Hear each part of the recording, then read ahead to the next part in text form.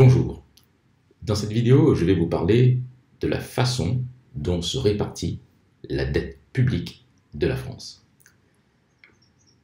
Au fond, quelles sont les administrations publiques qui participent pleinement à cette croissance ou cette décroissance, peu importe, ça dépend dans quel pays on est, de la dette publique. Quelles sont les administrations publiques qui sont endettées en clair?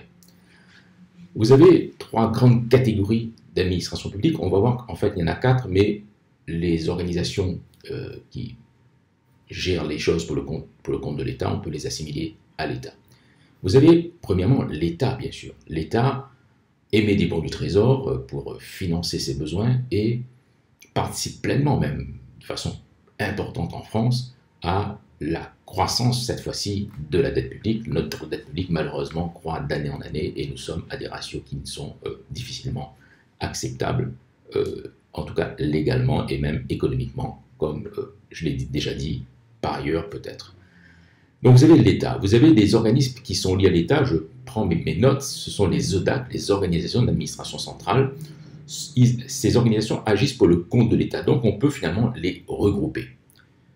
Vous avez ensuite les administrations de sécurité sociale et vous avez enfin les administrations, les collectivités territoriales, les communes, les départements, les régions. En France, nous en avons plusieurs, nous avons plusieurs types de collectivités territoriales, différentes catégories de collectivités territoriales. Je vais vous donner un chiffre donc récent, après évidemment vous allez consulter les chiffres au fur et à mesure qu'ils évoluent, mais si on prend le chiffre que je fais cette vidéo en 2021, chiffre 2021, donc premier trimestre, la dette publique de l'État, je prends mes notes, est de 2739,1 milliards d'euros, c'est une dette vraiment très importante. Si l'on prend l'État en tant que tel, 2149,5 milliards d'euros, et les ODA, les organisations d'administration centrale, 64,2 milliards d'euros. Au total, donc, cette dette est très importante parce que si l'on prend le ratio, l'addition entre la dette de l'État, des organisations d'administration publique centrale et la dette totale, la dette publique totale, donc qui est de, je rappelle, 2739 milliards d'euros, on arrive, le ratio est de 80,81%, donc près de 81% en réalité, donc ce qui est tout à fait considérable. Donc l'État a la responsabilité principale en fait dans la croissance de notre dette publique en France. Le responsable numéro 1, c'est bien sûr l'État. Et puis ces organismes qui sont liés, bon, j'ai dit, les ODAC, c'est 64,2 milliards d'euros, mais en réalité, l'État en tant que tel, c'est quand même 2149,5 milliards d'euros. Retenez ces chiffres, mais retenez surtout les ratios. C'est ça qui est important. Les chiffres évoluent, bien sûr, avec le temps.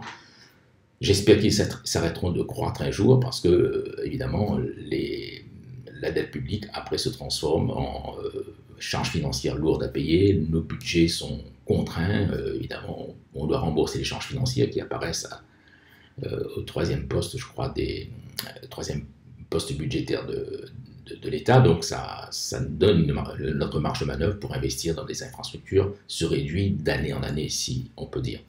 Donc, un stock de dette publique important, donc, qui est dû à l'État. Ensuite, vous avez les administrations publiques locales, donc les collectivités territoriales. Collectivités territoriales, c'est 230,8 milliards d'euros. Le ratio, c'est 8,42%. Donc, vous voyez que c'est beaucoup moins, évidemment, même pas 10%, donc beaucoup moins que la dette de l'État. Et nos administrations publiques locales, finalement, ont des contraintes financières beaucoup plus fortes, légalement, elles ne peuvent pas faire comme l'État, donc faire de la dette publique, si on peut dire, mais bon, ça, c'est des choses qu'on verra un jour. Voilà, vous pouvez vous renseigner pourquoi, finalement, la part de la dette des collectivités territoriales est beaucoup plus faible que celle de l'État. Et puis enfin, vous avez les administrations de sécurité sociale, donc 294,6 milliards d'euros.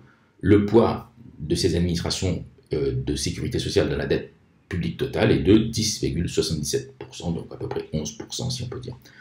Alors, ça pose problème parce que si l'on regarde le ratio de Maastricht, la dette publique sur la contrainte donc imposée par le traité de Maastricht, dette publique sur PIB, cela, je vous rappelle, ne doit pas dépasser 60% du PIB. Et nous avons battu tous les records, de plus en plus, nous battons des records en France. d'une dette publique qui finalement sert à financer le fonctionnement de l'État, ce qui est très mauvais bien sûr en matière économique et non pas les infrastructures.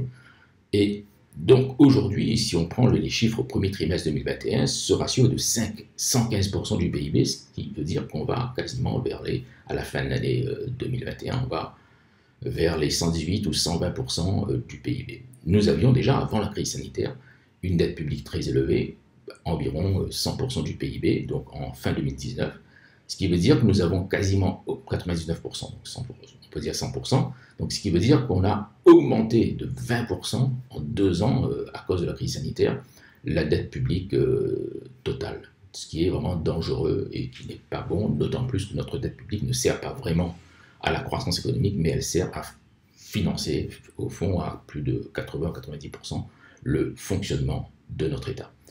Voilà, j'espère que vous avez aimé cette vidéo. Si vous l'avez aimé, vous pouvez la liker, la partager. N'oubliez pas de vous abonner à notre chaîne YouTube et sous la vidéo, vous avez le lien avec notre site www.economics.com. Vous avez des formations vraiment extraordinaires qui vous permettront de réussir à coup sûr à vos examens ou à vos concours où il y a des épreuves d'économie à passer. N'oubliez pas que dans ces concours, dans ces examens, les épreuves difficiles, les plus difficiles sont les épreuves de dissertation économique et c'est pour ça qu'elles apparaissent finalement dans ces examens ou ces concours difficiles.